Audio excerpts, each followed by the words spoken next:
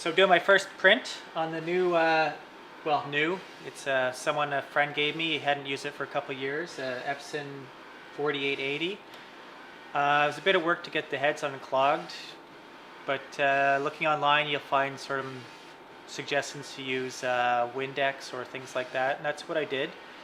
And if you just let it soak the head on a paper towel with some Windex, after a few days, it should come fairly clean. I've done some print tests, and they're all the heads seem unclogged.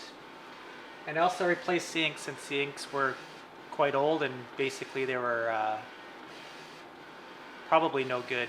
But this is a whole set, brand new set, and they're also clear, these ones, so you can actually refill them and see what your ink levels are, which is a great thing.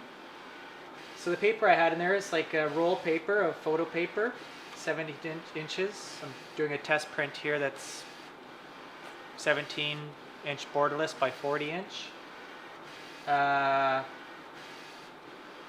not 100% sure Photoshop profiles and things like that, so this is just definitely a first test to see what just a simple setting gets me.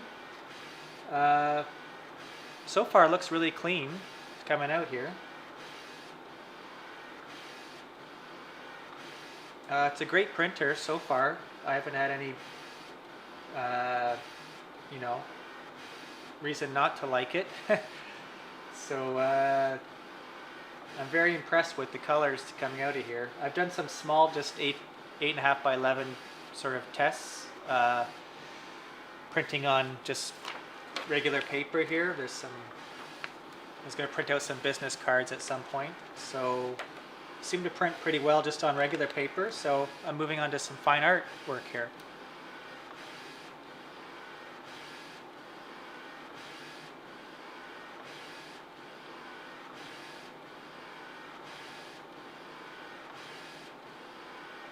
So these ink cartridges came off of eBay. So this is a set you could find pretty easily on eBay. I got the matte black since I'm going to be doing mostly fine art on paper. Not glossy paper, but just regular sort of cotton paper, rag paper. And I know these inks, anyway, they say they're archival, so I have no reason to doubt them. They're the K3 inks. I can't really give you any other special notes. Just if you have one of these printers, you know what they're like. I believe they have to print quite often so the heads don't clog, but once they get printing, there they go. It's a pretty amazing thing.